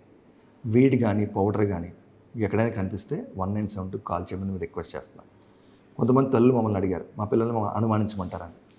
పిల్లల్ని కాపాడుకోవడం కోసం డ్రగ్స్ అనే భూతం నుంచి ఖచ్చితంగా అనుమానించడం తప్పేం కాదు. అదేవిధంగా వాళ్ళు రక్షించుకోవడం కోసం ఇదంతా కూడా. దానివల్ల మాకు చాలామంది తల్లుల నుంచి కాల్ వస్తున్నాయి. ఈ మధ్యన మా అబ్బాయి ఇలా అనుమానంగా ఉంది, ఇమీడియట్గా మా వాళ్ళు అటెండ్ అవుతున్నారు, డీఎడిక్షన్ సెంటర్ పంపిస్తున్నారు. అనుమానం కనుక రూఢీ అయిన తర్వాత వాళ్ళని మనం కాపాడుతున్నాం. ఎర్లీగా కాపాడితే ఇంకా వాళ్ళని పూర్తిగా కాపాడగలుగుతాం. డ్రగ్స్లో మనకి ఉదాహరణ గంజా తీసుకుంటే దానిలో టీహెచ్సీ అనే కెమికల్ ఉంటుంది. టెట్రాహైడ్రో కన్నబాయిడ్ అనే ఒక కెమికల్ ఉంటుంది. ఆ కెమికల్ ఒకసారి మైండ్కి అలవాటు పడితే ఇంకా మైండ్ ఫంక్షనింగే మార్చేస్తుంది. తర్వాత వాళ్ళు ఆ క్రైమ్ చేయడం, ఆ మందు కోసం, ఆ డ్రగ్స్ కోసం ఏ క్రైమ్ చేయడానికి సిద్ధపడతారు. కాబట్టి మనం వెళ్ళి గుర్తించాలి, డ్రగ్స్ అన్నది ఒక జాతీయ సమస్య. మన సమాజాన్ని కాపాడుకోవాలంటే ఇంకా ప్రతి ఒక్కరు ముందుకు రావాలి. నన్ను గతంలో చాలా విలేకరులు మన మీటింగ్లో కూడా చాలామంది అడిగారు, ఈగల్లో ఎంతమంది సభ్యులు అని చెప్పేసి. నేను ఈగల్లో 5 కోట్ల మంది సభ్యులు అని చెప్పాను. రాష్ట్రంలో ఉన్న ప్రతి ఒక్క వ్యక్తి కూడా ఈగల్లో సభ్యుడే. ప్రతి వ్యక్తి అనుకోవాలి, ఈ సమాజం నాది, ఈ డ్రగ్స్ మా పక్కింట్లో వచ్చిన సమస్య కాదు, రేపొద్దున మన పిల్లల్ని కూడా మనకి వేరు చేస్తుందని గుర్తించాలి. మీకు ఇందాక చెప్పినట్టుగా విజయవాడలో నాకు ఒక తల్లి ఫోన్ చేసి చాలాసేపు మాట్లాడాను తల్లితో కూడా. ఆ అమ్మాయి ఏం చెప్పిందంటే 2020 ఆ టైంలోనే అబ్బాయి 10th క్లాస్లోని ఆ స్కూల్ ఫస్ట్ వచ్చాడు. స్కూల్ ఫస్ట్ వస్తే ఇంకా వాళ్ళ ప్రిన్సిపల్ గారు ఆ అబ్బాయి ఫ్లెక్సీ పెట్టారు. ఈ అమ్మ వాళ్ళ అత్త వాళ్ళ హస్బెండ్ కూడా అతను డ్రైవర్, ఒక చిన్న ఫ్యామిలీ వాళ్ళది. ఈ అమ్మ కేవలం ఆ ఫ్లెక్సీ చూసుకోవడం కోసం 1 కిలోమీటర్ నడుచుకుని వెళ్ళిందట స్కూల్కి. అప్పటికే అబ్బాయి 10th క్లాస్ నుంచి ఇంటర్మీడియట్కి వేరే కాలేజ్కి వెళ్ళిపోయాడు. ఈ స్కూల్తో సంబంధం లేదు, కేవలం అబ్బాయిని చూసుకోవడం కోసం. తర్వాత ఇంటర్మీడియట్కి వచ్చిన తర్వాత అబ్బాయి గంజా ఫ్రెండ్స్ అలవాటు అయ్యారు, గంజా ఎడిక్ట్ అయ్యాడు, వివిధ రకాల డ్రగ్స్ తీసుకుంటున్నాడు. ఈరోజు కూడా కోలుకోలేదు అబ్బాయి. ఈరోజు కూడా మొత్తం అన్ని కట్స్ ఉంటాయి అబ్బాయి. సో అంతలా మారిపోయాడు. డీ అడిక్షన్ సెంటర్ పంపించారు. ఇంకా అంటే అంతలాగా అతను చేయి దాటిపోయాడు. తల్లిని కొడతాడు, తండ్రిని కొడతాడు, అగ్రెసివ్గా బిహేవ్ చేస్తాడు. సో ఈ కథ చూస్తే మనకు అనిపిస్తూ ఉంటుంది, ఈ అబ్బాయిని మనం ఎందుకు కాపాడలేదు. ఆ అబ్బాయి 10th క్లాస్లో స్కూల్ ఫస్ట్ వచ్చాడు, ఇంటర్మీడియట్లో కూడా ఫస్ట్ వచ్చి ఈ రోజుకి ఏ బీటెక్ ఏ డాక్టర్ కింద బయటకు వస్తే సమాజానికి ఎంత ఉపయోగపడతాడు. ఇప్పుడు సమాజానికి భారం అయ్యాడు. రేపొద్దున అతను ఏ పెద్ద క్రైమ్ చేస్తాడో మనం ఊహించలేం. అతను డీ అడిక్షన్ సెంటర్లో మారుతాడు, మళ్ళీ రిలాప్స్ అవుతాడా, మారిన తర్వాత మళ్ళీ మామూలు మనిషి అవుతాడా పూర్తిగా, ఇవన్నీ చాలా ప్రశ్నలు మనందరికి కూడా. కాబట్టి ఈ డిమాండ్లోకి కొత్త వ్యక్తి యాడ్ అవ్వకూడదు. కొత్త వ్యక్తి యాడ్ అవ్వకుండా మనం వాళ్ళకి చెప్పాలి. పిల్లలందరూ కూడా ఎక్స్పెరిమెంట్ కాదు. మీరు ఒక పార్టీకి వెళ్ళారు, వాళ్ళకి కూడా మనకి ఇంటర్నేషనల్ స్టడీస్ కూడా చెప్తున్నాయి, అసిస్టెన్స్ ట్రైనింగ్. పిల్లలందరూ తెలుసుకోవాలి, అరే నేను 5 మంది ఫ్రెండ్స్ ఉన్నారు, 4 తాగుతున్నారు కదా, నేను ఎందుకు తాగకూడదు. నో చెప్పడం అలవాటు చేసుకోవాలి. దేనికి మనం నో చెప్తామో మన లైఫ్ అక్కడి స్టార్ట్ అవుతుంది. మనం నో చెప్పకపోతే ఇంకా దాంట్లో మనం భాగం అవుతాం. రేపొద్దున మనం జైల్లో ఉంటామా, మన జీవితం పాడవద్దని మన కాలమే నిర్ణయిస్తుంది. అందుకే డ్రగ్స్ నో బ్రదర్ అన్నారు. డ్రగ్స్ వద్దు బ్రో.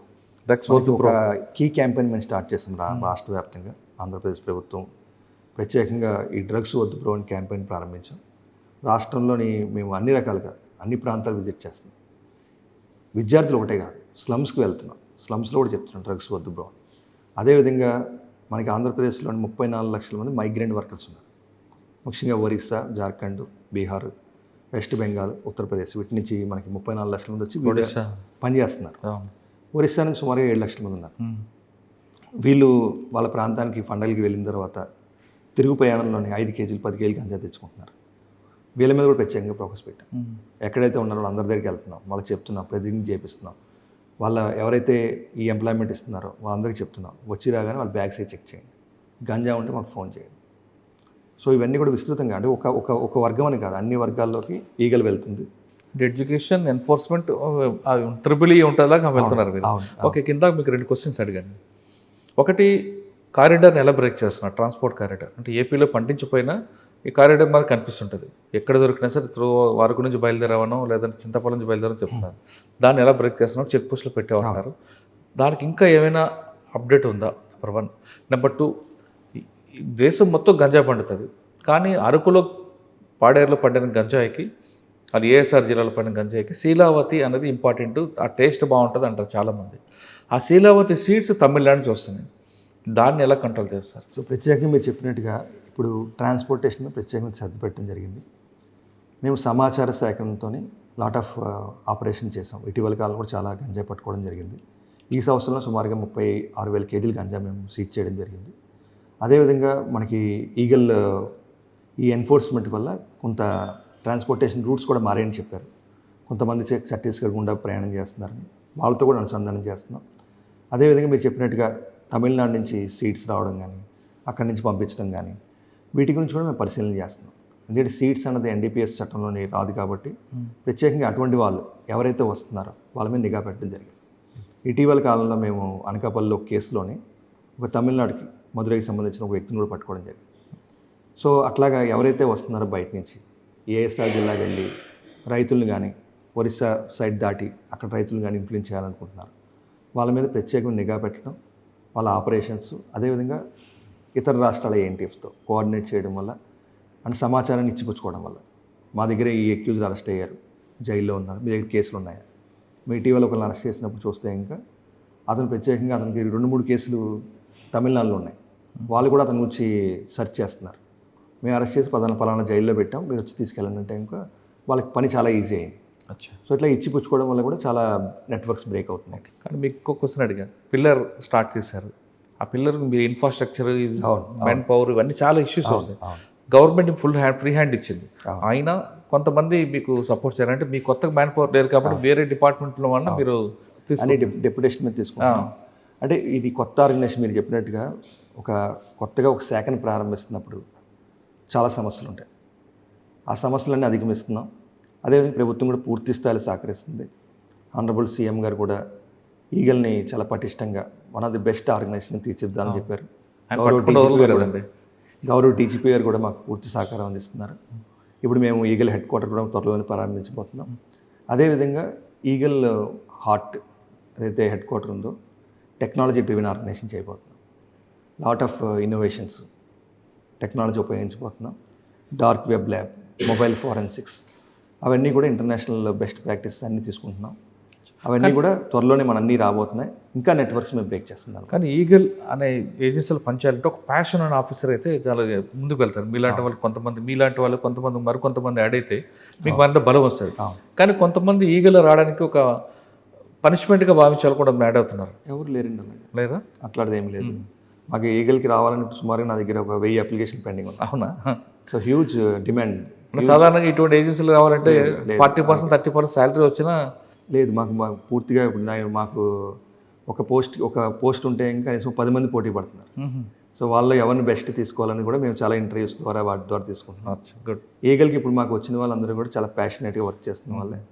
ఎవరు కూడా అన్విల్లింగ్ ఉన్న వాళ్ళు నాకు ఒక్కళ్ళు కూడా కనిపించట్లేదు. అంతా ఒక డ్రైవ్ బాగుంటుంది. దానివల్లే మాకు లీనియర్ చిన్న ఆర్గనైజేషన్ స్టార్ట్ చేసిన we are getting very good results. Super. మనకి రిజల్ట్స్ రావడానికి ఇందాక ఎగ్జాంపుల్ కూడా చెప్పాను. ఒక కానిస్టేబుల్ వాచ్ చేశారు. మారుమూల గ్రామంలో ఒక స్వీట్ షాప్ ఎందుకు పెట్టారు, అక్కడ ఎవరు స్వీట్స్ కొనుక్కోవట్లేదు, వారం రోజులైనా ఒక కస్టమర్ రాలేదు. ఆ ఒక్క అబ్జర్వేషన్తో మనకు పెద్ద నెట్వర్క్ బ్రేక్. సూపర్ అండి. ఇక్కడి నుంచి ఒక టీం పంపించి రాజస్థాన్కి వెళ్ళాం. అక్కడ గ్రామంలోని గంజాయి ఎప్పటి నుంచో ఏఎస్ఆర్ జిల్లా నుంచి పట్టుకెళ్తున్న వాళ్ళందరినీ మేము ట్రేస్ చేయడం జరిగింది. కాబట్టి ఇది చిన్నది కాదు. ఇది ఏంటంటే ఇంకా చాలా ప్యాషనేట్గా వర్క్ చేసిన వాళ్ళు మాత్రమే ఈగలు తీసుకుంటాం. అండ్ లాట్ ఆఫ్ ఇంటర్వ్యూస్ కూడా చేస్తున్నాం వాళ్ళకి. అండ్ ప్రతిరోజు వాళ్ళకి మేము శిక్షణ ఇస్తున్నాం. ఈగల్లో పెట్టినప్పుడు కొత్తగా వచ్చిన కానిస్టేబుల్ కనీసం 100 రోజులు మేము ప్రతిరోజు 1 అవర్ ట్రైనింగ్ ఇచ్చాం. ఈగల్ సెంటర్ ఆఫ్ ఎక్సలెన్స్ పెట్టాం. ఈగల్ సెంటర్ ఆఫ్ ఎక్సలెన్స్లో ప్రతి శనివారం కూడా 11 గంటల నుంచి 12:30 వరకు రాష్ట్రంలో ఉన్న ఇన్వెస్టిగేటింగ్ ఆఫీసర్స్, రైటర్స్, ఎవరైతే ఎన్డీపీఎస్లో పనిచేస్తున్నారో వాళ్ళందరికీ కూడా మేము అనుసంధానం చేయడం, ఈగల్ సభ్యులు కూడా అనుసంధానం చేయడం, ఒక best faculty from the country వాళ్ళు వచ్చి వాళ్ళు చెప్తారు ఈ ప్రొసీజర్స్ ఎలా ఫాలో అవ్వాలి. అండ్ ఇంటెలిజెన్స్, అదేవిధంగా మనకి టెక్నాలజీ ఎలా ఉపయోగించాలి, రకరకాల అంశాల మీద, ఎన్డీపీఎస్ చట్టం గురించి, పిట్ ఎన్డీపీఎస్ చట్టం గురించి, సీజర్ గురించి, అండ్ 52 ఏందామై చెప్పాను. ప్రతి అంశం గురించి ప్రత్యేకమైన study and lot of case studies, judgments. So ఇది ఒక పెద్ద మనకి ప్రతి వారం కూడా సుమారుగా మేము వర్చువల్గా 1000 మంది ట్రైనింగ్ చేస్తాం. సో మా కానిస్టేబుల్ ఈరోజు మాకు ఈగల్లోకి వచ్చిన కానిస్టేబుల్ చెప్పాం, ఆయన కూడా మాకు ఆఫీసరే. అలా ఎంపవర్ చేసి లీడర్షిప్ నెక్స్ట్ లెవెల్. ఈరోజు మా ఈగల్ కానిస్టేబుల్ కూడా 1 అవర్ ఎన్డీపీఎస్ చట్టం గురించి చెప్పగలరు, ఈ ప్రొసీజర్స్ గురించి చెప్పగలరు. ఎక్కడైనా సరే రాష్ట్రంలోని సెల్స్ నుంచి ఏదైనా అనుమానం ఉంటే ఈగల్ సెల్స్ వాళ్ళని పిలుస్తారు. ఇది కేసు ఇలా ఉంది, ఎలాగ మనం ఈ స్టేట్మెంట్ మనం ఎలా బిల్డప్ చేయాలి, ఎనెక్సెస్ ఎలా ఫిల్ చేయాలి, సో ఎవ్రీథింగ్ మేము ట్రైనింగ్ ఇస్తాం. కాబట్టి ఈగల్లోకి వచ్చి చాలా ప్యాషనేట్ పీపుల్ వస్తున్నారు. మాకు చాలా అప్లికేషన్స్ పెండింగ్ ఉన్నాయి, చాలా ఎక్కువ మంది లోపల రావడానికి ఇష్టపడుతున్నారు. బట్ మేము చాలా లిమిటెడ్గా తీసుకుంటున్నాం. కారణం అతనికి ప్యాషన్ ఉండాలి, సబ్జెక్ట్ మీద కమాండ్ ఉండాలి, అర్ధరాత్రైనా పని చేయాలి. ఉదాహరణకి నెల్లూరులో ఒక కానిస్టేబుల్ ఫిరోజ్ అని చెప్పేసి ఒక సమాచారం మేరకు లోకల్ పోలీసు ఈగల్ కలిసి అర్ధరాత్రి 2 గంటలకి మాకు చాలా తక్కువ మంది కానిస్టేబుల్స్ ఉన్నారు. 2 గంటలకి 3ంటికి కూడా లేచి వాళ్ళు ఆపరేషన్కి వెళ్ళిపోతారు. ఒక ఆపరేషన్లోని ఒక డ్రగ్ పెడ్లర్ అతని కారుని విపరీతంగా ఫాస్ట్గా నడపడం, అతను పట్టుకోవడం కోసం లోకల్ పోలీసు, నెల్లూరు పోలీసులు, మా ఈగల్ కానిస్టేబుల్ కూడా. ఈగల్ కానిస్టేబుల్ కారు వెనక్కి తీసేటప్పుడు అతను గాయాలైనవి, మీరు వినే ఉంటారు దాన్ని కూడా కేసులోని. సో మనకి దాంట్లో కూడా ప్రాణాలు తెగించి అతను పట్టుకోవడం జరిగింది. సో అంత ప్యాషనెట్గా పనిచేస్తున్నారు మా ఈగల్లో. ప్రతి ఆఫీసర్ కూడా లాట్ ఆఫ్ స్టడీ చేస్తున్నారు. ఎవ్రీడే ఒక టాస్క్ ఇచ్చాం, మీరు నిద్రపోయే ముందు 20 పేజీలు చదవాలి ఎన్డీపీఎస్ బెస్ట్ ప్రాక్టీస్ ఎక్కడ ఏం జరుగుతుంది. మన రోజు హోంవర్క్ ఇస్తారా? హోంవర్క్ ఇస్తాం వాళ్ళందరికీ కూడా. వాళ్ళు ఏం చేయాలి, ఏం చేయబోతున్నారు, ఎన్కాడ్ మీటింగ్స్ ఎలా చేయాలి, ఇతర శాఖల అనుసంధానం ఎలా చేయాలి. ఇటీవల మేము డ్రగ్స్ వద్దు సైకిల్ ర్యాలీ స్టార్ట్ చేస్తాం రాష్ట్ర వ్యాప్తంగా. ఆరోగ్యం, ప్రజలందరూ కూడా మంచి అలవాట్లు ఉండాలి విద్యార్థులకి. సో దాని గురించి వాళ్ళు అందరినీ కలుపుకుంటారు. సమాజంలో ఉన్న ప్రముఖుల్ని, రెడ్ క్రాస్ కావచ్చు, రోటరీ కావచ్చు, లయన్స్ క్లబ్ కావచ్చు, సైకిల్ క్లబ్స్ కావచ్చు, ఇతర ఎన్జిఓస్, మంచి ఎన్జిఓస్ కావచ్చు, అందరినీ కలుపుకుంటారు. ఇద్దరు కానిస్టేబుల్స్ ఉన్నా సరే ఆ జిల్లా మొత్తం డ్రగ్స్ని ఆపడం కోసం పెద్ద యుద్ధమే చేస్తున్నారు. So lot of work is going on. Okay sir, ఒకప్పుడు ఈగల నుంచి కాస్త పక్కన పెడతామని, ఒకప్పుడు ట్రెడిషనల్ క్రైమ్, తర్వాత white colour offence, present cyber crime కూడా మీకు చాలా ఎక్స్పర్ట్ కాబట్టి ఆంధ్రప్రదేశ్లో సైబర్ క్రైమ్ మీద పోలీస్ ఏ విధంగా పనిచేస్తుంది, పబ్లిక్ సైబర్ క్రైమ్ విక్టిమ్ కాకుండా ఉండాలని మీరు ఏం చెప్తారు? ప్రస్తుతం ఆంధ్రప్రదేశ్లో ఉన్న ట్రెడిషనల్ సైబర్ క్రైమ్లో ట్రెండింగ్ క్రైమ్ ఏం కనిపిస్తుంది? సైబర్ క్రైమ్ సంబంధించి కూడా మేము చాలా స్టడీ చేస్తున్నాం. ఆంధ్రప్రదేశ్ ప్రభుత్వం కూడా వర్టికల్ ప్రారంభించమని చెప్పేసి కూడా కొన్ని సలహాలు, సూచనలు ఇవ్వడం జరిగింది. అదేవిధంగా ప్రస్తుతం ప్రభుత్వం అంటే ట్రెండింగ్ క్రైమ్ ఏముందండి ఇక్కడ? డిజిటల్ అరెస్ట్ ఉందా, ఇన్వెస్ట్మెంట్ ఫ్రాడ్ ఉందా, ఓటీపీ ఫ్రాడ్? చెప్తానండి కూడా మీకు. డిజిటల్ అరెస్ట్ ఉంది, ఇన్వెస్ట్మెంట్ ఫ్రాడ్ ఉంది, ఫిషింగ్ లింక్స్ వస్తున్నాయి. సో అదేవిధంగా మేము సైబర్ క్రైమ్ ఒక 5 విభాగాలుగా విభజించాం ప్రజలకు చెప్పడం కోసం. ఒక కారణం భయం, ఫియర్. డిజిటల్ అరెస్ట్ ఇటువంటివి కూడా ఫియర్ వల్ల జరుగుతున్నాయి. సో అటువంటి కూడా ఇటీవల కాలంలో జరిగింది. చాలా కేసులు మేము ఇటీవల డిటెక్ట్ చేయడం, అరెస్టులు చేయడం కూడా జరిగింది. అదేవిధంగా మీరు చెప్పినట్టుగా ఇన్వెస్ట్మెంట్ ఫ్రాడ్. అదే మనకి ఎవరైతే దురాశ ఉంటుందో, ఆశ ఎక్కువ ఉంటుందో, మనకి 10 రూపాయలకి 100 రూపాయలు వస్తుంది అనుకుంటారు. ఓ లింక్ ద్వారా అవి ఇన్వెస్ట్మెంట్ ఫ్రాడ్లు జరుగుతున్నాయి, బెట్టింగ్ యాప్స్ జరుగుతున్నాయి, లోన్ యాప్స్ జరుగుతున్నాయి, వీటి మీద కూడా ఫ్రాడ్ జరుగుతుంది. అదేవిధంగా ఇగ్నోరెన్స్, ఏపీకే ఫైల్స్. ఇటీవల కాలంలో కూడా మేము గమనించింది, ఒక ఏపీకే ఫైల్ అని ఒకటి వస్తుంది, అది నొక్కగానే మన కాంటాక్ట్స్ అన్నిటికీ కూడా ఏపీకే ఫైల్ వెళ్ళిపోతుంది. సో వాళ్ళు కూడా విక్టిమ్స్ అయిపోతారు. సో ఇటువంటిది కూడా గ్యాంగ్స్ కూడా నడుస్తున్నాయి. వీటి గురించి కూడా విస్తృతంగా అవగాహన కల్పిస్తారు. అంటే మీరు భయం చెప్పారు, ఇన్నోసెంట్ చెప్పారు, కానీ గ్రీడ్ కూడా ఉంది కదండి ఇందులో. గ్రీడ్ సెకండ్, దురాశ, అత్యాశ. దానివల్ల ఇన్వెస్ట్మెంట్ ఫ్రాడ్ జరుగుతుంది. మీరు అందరూ కూడా ట్రెడిషనల్ బ్యాంక్స్లో కానీ, షేర్స్లో కానీ వాటిలో ఇన్వెస్ట్ చేసుకోవాలి. ఇట్లా అన్నోన్ యాప్స్లో కానీ ఇన్వెస్ట్మెంట్ చేస్తే డబ్బులు తిరిగి రావు. సో అటువంటి కేసులు మేము చాలా ఛేదిస్తున్నాం. సో అదేవిధంగా ఇగ్నోరెన్స్ ద్వారా తెలియకపోవడం వల్ల ఇది నేను ఎస్పీగా పనిచేసే సమయంలోని చైన్ స్నాచింగ్లు ఎక్కువ జరిగాయి. అంటే ఫిజికల్గా దొంగ కనిపించాను.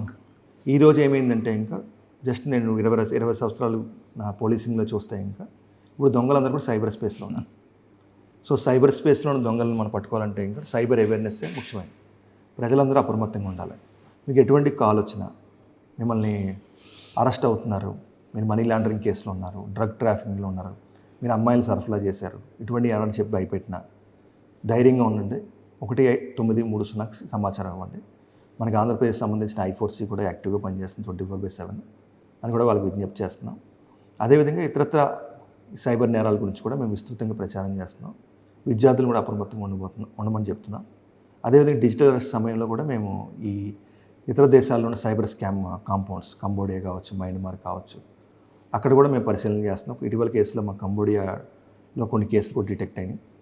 సో ఇంకా ఇతరత్ర అంశాలు మన రాజస్థాన్ మేవాత్ రీజియన్, డీగ్ జిల్లా, ఇటువంటి ప్రాంతాల్లో కూడా సైబర్ క్రిమినల్స్ ఎక్కువ ఉన్నారు. వాళ్ళకు కూడా కొన్ని కేసుల్లో మేము మా టీమ్స్ పంపించడం జరిగింది. రాష్ట్ర వ్యాప్తంగా ప్రధానంగా ప్రజలకి ముఖ్యంగా విజ్ఞప్తి చేసేదంటే సైబర్ స్పేస్లో చాలా దొంగతనాలు కానీ ఈ నేరాలు కానీ జరుగుతున్నాయి. అప్రమత్తంగా ఉండండి. మీకు అనుమానం వచ్చినప్పుడు భయపడకుండా 1930కి సమాచారం ఇవ్వండి.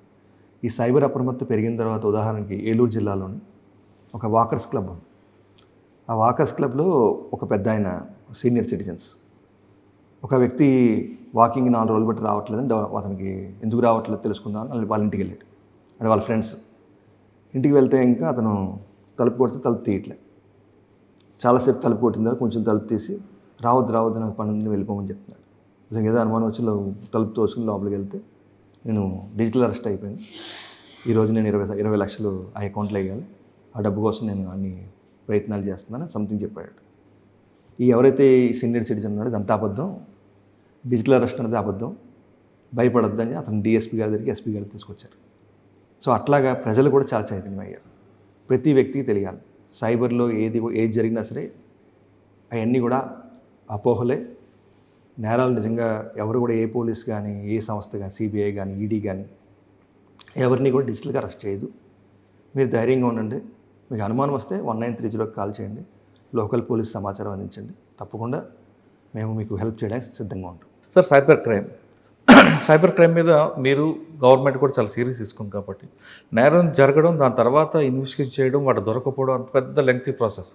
మీరు అన్నట్లుగా వాళ్ళు ఇక్కడ ఉంటారు, ఏ కంబోడీలోనో ఉంటారు, లేదా ఈ డబ్బులన్నీ కూడా క్రిప్టో కరెన్సీతో మారిపోతుంటుంది. ఎంత ఈ ప్రాసెస్ లేకుండా దానికి పుల్ స్టాప్ పెట్టాలంటే అవేర్నెస్ ముఖ్యమని మీరు అంటారు, ఆఫీసులు అంటుంటారు. ఇక్కడ సైబర్ క్రైమ్లో మనం ఎవరు విక్టిమ్ కాకుండా ఉండాలంటే ఆన్లైన్లో ఉన్నట్లు ఉండమంటారా, ఆఫ్లైన్లో ఉన్నట్లు ఆన్లైన్లో ఉండమంటారా? ప్రత్యేకంగా మీరు చెప్పినట్టుగా మనకి ఆన్లైన్లో చాలా అప్రమత్తంగా ఉండాలి. ఎందుకంటే ఇంకా మనకి అవతల వ్యక్తి ఎవరో తెలియదు. మనకి చాలామంది అమ్మాయిలు కూడా చాలామంది మోసపోయిన సందర్భాలు ఉన్నాయి. ఫేస్బుక్ కానీ ఇన్స్టాగ్రామ్ కానీ వీటిల్లోని ఫ్రెండ్స్ అయ్యి రిక్వెస్ట్లు పంపించి తర్వాత వాళ్ళ ద్వారా డబ్బులు నష్టపోయిన వాళ్ళు ఉన్నారు. అదేవిధంగా ట్రాప్ అయ్యి ఎక్కడో మాయమైన వ్యక్తులు కూడా ఉన్నారు. కాబట్టి మనకి ఆఫ్లైన్లో మన బిహేవియర్ ఎలా ఉంటుందో ఆన్లైన్లో కూడా అదే విధంగా ఉండాలి. ఆఫ్లైన్లో మనం చాలా జాగ్రత్తగా ఉంటాం, ఆన్లైన్ కూడా అంతే. ఆన్లైన్లో కూడా ఈ సైబర్ స్కామ్స్టర్స్ వాళ్ళు వివిధ రకాల ఫోటోలు పెట్టి ప్రొఫైల్స్ పెట్టి మిమ్మల్ని అట్రాక్ట్ చేస్తుంటారు. ఉదాహరణకి నేను కర్నూలు జిల్లాలో పనిచేసినప్పుడు ఒక వ్యక్తి ఉండేవాడు. అతను ఒక విగ్ పెట్టుకుని ఒక సినిమా హీరోల కింద అతను ఫేస్బుక్లో మొత్తం అన్ని ఫొటోస్ ఉండేవి, డ్యాన్స్లు వేసి కూడా అన్నీ ఉండేవి. సో అతను ముఖ్యంగా మహిళల్ని అట్రాక్ట్ చేసేవాడు. తర్వాత కొంతమంది వాళ్ళకి ఏదైనా సమస్యలు ఉన్నప్పుడు వాళ్ళని ఇన్వైట్ చేసినప్పుడు అతను వాళ్ళ ఇంటికి వెళ్ళిపోవడం, వాళ్ళని బ్లాక్మెయిల్ చేయడం, చాలామంది మహిళలను అతను మోసం చేశాడు. మేము అతన్ని పట్టుకున్న తర్వాత అతను విగ్ తీస్తే ఇంకా అసలు చాలా ముసలోడు, అతను చాలా ఓల్డ్ పర్సన్, కేవలం మేకప్లు వేసుకుని దాని ద్వారా వాళ్ళని అట్రాక్ట్ చేశాడు. కాబట్టి మనకి ఆన్లైన్లో మనకు కనిపించేదంత నిజం కాదు. ఆన్లైన్ బిహేవియర్ చాలా కేర్ఫుల్గా మనం ఉండాలి. అదేవిధంగా ఆన్లైన్ సైకాలజీ అర్థం చేసుకోవాలి. ఆన్లైన్లో చాలామంది వాళ్ళకి ఇన్హిబిషన్స్ తగ్గిపోతాయి, మనం ఏవైనా చేయొచ్చాము అనుకుంటారు. ఇటీవల కాలంలో మేము ఈ సోషల్ మీడియా మీద వాటి మీద కూడా విస్తృతంగా మేము ఫోకస్ పెట్టడం జరిగింది. విద్యార్థులకి, యువతకి ప్రత్యేకంగా మేము అప్పీల్ చేసేది ఏంటంటే, ఇంకా ఉదాహరణకు మనం గమనిస్తే ఇంకా ఒక హీరో మనకు నచ్చుతాడు, హీరో ఐడియాలజీ మనకి, ఆ హీరో నచ్చగానే అపోనెంట్ హీరో మన శత్రువు అయిపోతున్నాడు. అంటే ఐడియాలజీకి మనం బానిసలు అయిపోతాం. ఈ రాజకీయ పార్టీ మనకు నచ్చుద్ది, ఆపోజిట్ రాజకీయ పార్టీ మన శత్రువు అయిపోతుంది. ఇట్లా ఐడియాలజీకి మీరు బానిసలు అవ్వద్దు. మీరు ఐడియాలజీ సపోజ్కి ఒక వ్యక్తిని మీరు పూజిస్తే, ఇంకా ఒక హీరోని కానీ ఎవరినైనా, అతని కోసం మీరు రక్తదానం చేయండి, లేదంటే ఇంకా ఒక హాస్పిటల్కి వెళ్ళి పళ్ళు పంచండి. కానీ వాళ్ళ కుటుంబ సభ్యులను, వేరే వాళ్ళ కుటుంబ సభ్యులను అబ్యూజివ్గా మాట్లాడటం, ఇవన్నీ కొంతమంది తెలియక చేస్తున్నారు. మనకి సోషల్ మీడియా కానీ ఎస్పెషల్లీ వీటిల్లోని డిజిటల్ ఫుట్ ప్రింట్ ఉంటుంది. మీరు ఏమి చేసినా సరే 50 సంవత్సరాలు 100 సంవత్సరాల తర్వాత కూడా అది ఎక్కడో ఒక నిక్షిప్తం అయిపోతుంది. కాబట్టి మీరు ఒక్కసారి నేరం చేసే ముందు ఆలోచించండి. ఉదాహరణకి మేము గుంటూరులోని ఒక వ్యక్తిని అరెస్ట్ చేసాం. అతను అరెస్ట్ చేసేటప్పుడు అతను కర్నూలు చెందిన వ్యక్తి. ఒక హీరో మీద అభిమానంతో ఆపోజిట్ హీరో సంబంధించిన కుటుంబ సభ్యుల మీద అసభ్యంగా అతను పోస్ట్ పెట్టాడు. సో అతను ఈరోజు జైలుకి వెళ్ళాడు. వాళ్ళ కుటుంబ సభ్యుల పరిస్థితి ఏంటి, వాళ్ళ పిల్లల పరిస్థితి ఏంటి? వ్యక్తులు ఆలోచించుకోవాలి. మనం ఈ ఫింగర్తోనే మొత్తం సైబర్ క్రైమ్ అంతా జరుగుతుంది. ఈ సైబర్ అబ్యూస్ కానీ అన్నీ కూడా దీని ద్వారా జరుగుతుంది. మీరు ఒక్కసారి క్లిక్ చేసే ముందు ఒక్కసారి మీ కుటుంబం గురించి ఆలోచించండి, మీ గురించి ఆలోచించుకోండి. ఒక్కసారి పోలీస్ కేసులో మీరు ఇరుక్కుంటే మొత్తం కోర్టుల చుట్టూ తిరగాల్సి వస్తుంది, చాలా నష్టపోవాల్సి వస్తుంది. ఎవరైనా కావచ్చు. రాష్ట్రంలో ఉన్న యువత 100% మరి దీని గురించి అర్థం చేసుకోవాలి. మనకి ప్రత్యేకంగా ఇప్పుడు ఎందుకు చెప్తున్నానంటే, ఇంకా మనకి ఈ సోషల్ మీడియా అబ్యూస్ ఈ కేసులు గత 4-5 సంవత్సరాలు కానీ మనకి మొదలైనవి. అంతకుముందు మన సోషల్ మీడియా ఎంత ప్రాముఖ్యం లేదు. ఇప్పుడు ఈ కేసులన్నీ ట్రయల్కి వస్తున్నాయి. ఇప్పుడు మేమంతా చాలా కేసుల్లో ఛార్జ్ షీట్లు వేస్తున్నారు, ట్రయల్ బిగిన్ అవుతుంది. ఇవన్నీ డిజిటల్ ఎవిడెన్స్ అంటారు. ఇంకా మీ ఫోన్ నుంచి ఈ ఫోన్కి మెసేజ్ వచ్చింది, మీ ఐపీ అడ్రస్ వచ్చింది, ఇవన్నీ కూడా రికార్డ్ అయిపోయి ఉంటాయి. వీళ్ళకి కన్విక్షన్ మొదలైనప్పుడు వీళ్ళు చాలా ఫేస్ చేయాల్సి వస్తుంది. కాబట్టి ఇప్పటికైనా సరే యువత అంతా కూడా అర్థం చేసుకోండి. ఎట్టి పరిస్థితుల్లో కూడా ఆన్లైన్లో కూడా మీ బిహేవియర్ చాలా పద్ధతిగా ఉండాలి, మంచిగా ప్రవర్తించండి. ఎట్టి పరిస్థితుల్లో కూడా సైబర్ క్రైమ్ రిలేటెడ్ కేసులు ఇరుక్కొని సైబర్ అబ్యూజర్స్ కింద షీట్స్ ఓపెన్ చేసుకొని మీ జీవితాన్ని నాశనం చేసుకోవద్దని ప్రత్యేకంగా వాళ్ళకు కూడా విజ్ఞప్తి చేస్తున్నాను. ఆఫ్లైన్లో ఎంత అలర్ట్గా ఉంటామో ఆన్లైన్లో కూడా అంతకన్నా ఎక్కువ అలర్ట్గా ఉండాలంటున్నారు రవికృష్ణ గారు. ఆఫ్లైన్లో మనకి రోడ్డు మీద ఎవరైనా వ్యక్తి కనబడితే తెలియని వ్యక్తి మన ఫోన్ నెంబర్ కూడా ఇవ్వం, మన పేరు కూడా చెప్పాం. కానీ అదే ఆన్లైన్లో వచ్చేసరికి ఆయన ఫ్రెండ్ రిక్వెస్ట్ పంపగానే మనం ఓకే చేస్తాం, తర్వాత ఆయనతో చాటింగ్ చేసి మనం ఇవ్వాల్సిందంతా కూడా ఇస్తుంటాం. ఆ విధంగా మోసపోవడం కన్నా ఆఫ్లైన్లో ఎంత అలర్ట్గా ఉంటారో ఆన్లైన్లో కూడా అంతే జాగ్రత్తగా ఉండని రవికృష్ణ గారు చెప్తున్నారు. ఇక ఆయనకి ఒక ఆలోచన ఉంటుంది. ఆలోచన ఎప్పుడు కూడా ఆ సమస్య పరిష్కారం అక్కడితో కాదు, టెంపరీ సొల్యూషన్ కానీ ఇష్టపడరు. ఆయన ఎక్కువగా లాంగ్ టర్మ్ సొల్యూషన్కి ఎక్కువగా చూస్తారు. కాబట్టి ఆయన మా నక్సలైజ్ విషయంలో కానీ, రౌడీజంలో కానీ, ఫ్యాక్షన్ విజన్లో కానీ ఆయనకు ఒక మార్క్ ఇప్పించుకొని ఈరోజు ఆయన ఫుట్ ప్రింట్స్ ఎక్కడ పనిచేస్తారో ఆ ప్రాంతంలో ఆయన ఫుట్ ప్రింట్స్ ఎప్పటికీ కనిపిస్తుంటాయి. ఇది ఈ వారం రవికృష్ణ గారితో ఎక్స్క్లూజివ్ ఇంటర్వ్యూ. వచ్చే వారం మరో గెస్ట్తో మళ్ళీ కలుద్దాం. అంతవరకు నమస్తే. Thank you very much sir. నమస్తే. And for more videos, Please subscribe to iDream. Please subscribe to iDream. Please subscribe iDream. And please subscribe to iDream. For more videos, subscribe to iDream. please like, share, and subscribe to the channel. Congratulations, iDream. subscribe to iDream. Subscribe to iDream. So subscribe to iDream Media. iDream team అందరికి huge congratulations. Please subscribe iDream Media. Please subscribe to iDream.